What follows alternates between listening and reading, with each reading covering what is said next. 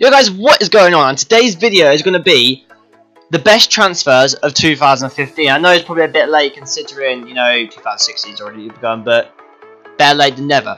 So basically, the guy we're going to start with first is Douglas Costa. This guy for Bayern Munich, he transferred to Bayern Munich for 30 million euros, I believe it was. And he's actually almost pretty much carried Bayern in some games, even though Bayern don't need carry, I know, because they're actually such a good team. But Douglas Costa's actually performed so well. I don't think many people expect him to perform as good as he is, because Bayern's such a big club compared to Shakhtar. But this season he's got 12 games, 2 goals, 7 assists, and if you see some of the clips on YouTube, just go on YouTube and Google Douglas Costa's clips from 2015 for Bayern. You'll see actually how good he actually has been in games for Bayern. Yeah, guys, so Douglas Costa's going to be the first one. He's had an amazing first season at Bayern Munich, and he actually is probably worth 30 million euros they probably paid for him. Alright guys, up next is the man from Manchester City, Kevin De Bruyne. He cost Manchester City £54 million in the summer. A lot of people were kind of a bit wary about his transfer considering how poorly he actually played for Chelsea when he was at Chelsea.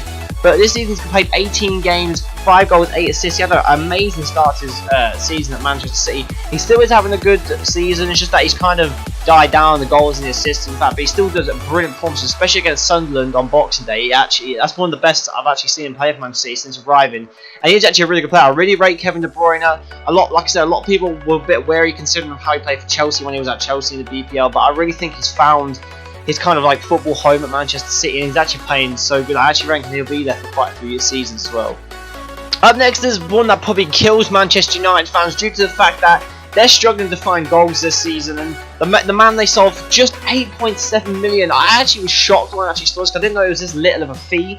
They sold to Bayern Leverkusen. Javier Hernandez, they sold to Bayern Leverkusen in the summer, and that's such a little fee for a player who's actually really good, and Arsenal actually linked to him to sign him in January to bring him back to the BPL, because in 14 games he's got 11 goals, 0 assists.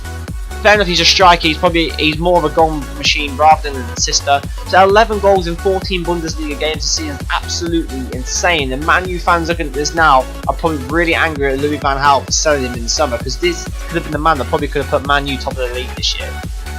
This is probably one of the most profitable signings for a team this season. Igalo, I googled it how much he was at. It said 1.4 million. I don't know whether that's initially the price they paid for it. It might have been a bit higher, a bit lower maybe, I'm not too sure. But 1.4 million is an absolute bargain, considering he is one of the top goal scorers in the BPL, and he can't not stop scoring for Watford at the minute. Him and Troy Deeney have a deadly partnership in the BPL. No one thought Watford would actually do this well in the BPL this season. They're in the top half, and they're actually battling for kind of like Europa League spot at the minute. But this season, in 19 games, he's got 14 goals and 2 assists for Watford. That's absolutely insane for a player across 1.4 million who's never played in the Premier League before ever as well also. That's absolutely insane, especially because he's a silver on FIFA as well. I know FIFA ratings don't really mean a lot in real life.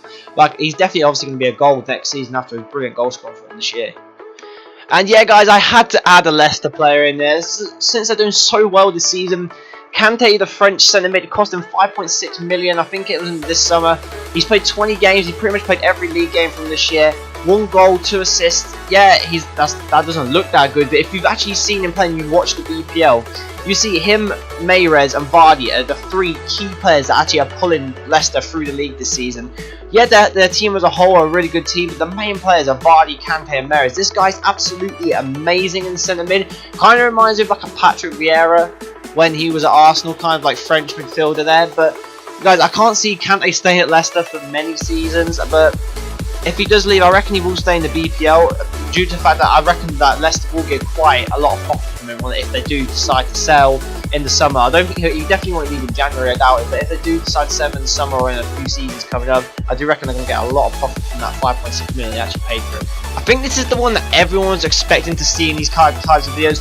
Dimitri Payet, a transfer fee of £12 million to West Ham this summer from Marseille, I believe it was. An absolute bargain. I don't see why top clubs such as Liverpool, Arsenal, Tottenham did not go in for the Frenchman, considering how he's carried West Ham at the start of the season. Now he's injured, I know it's 13 games, 5 goals, 3 assists, but I just can't see why the top teams didn't go in for him. Like, honestly, he would fit into Liverpool's team perfectly.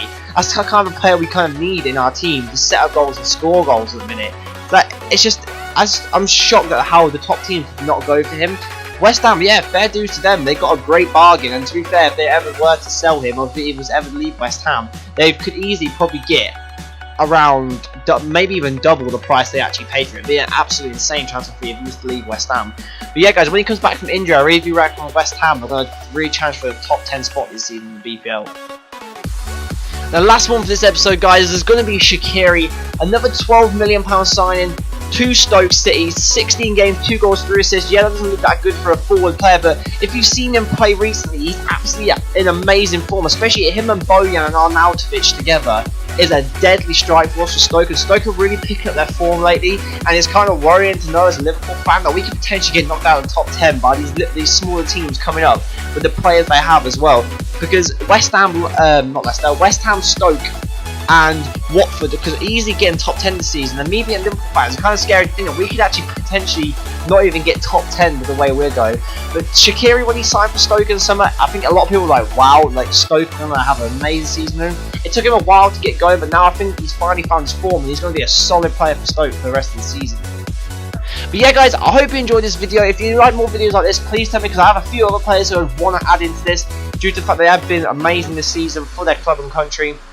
So yeah, guys, if you like the video, give it a thumbs up, subscribe if you're new around here, and I'll speak to you guys in a bit.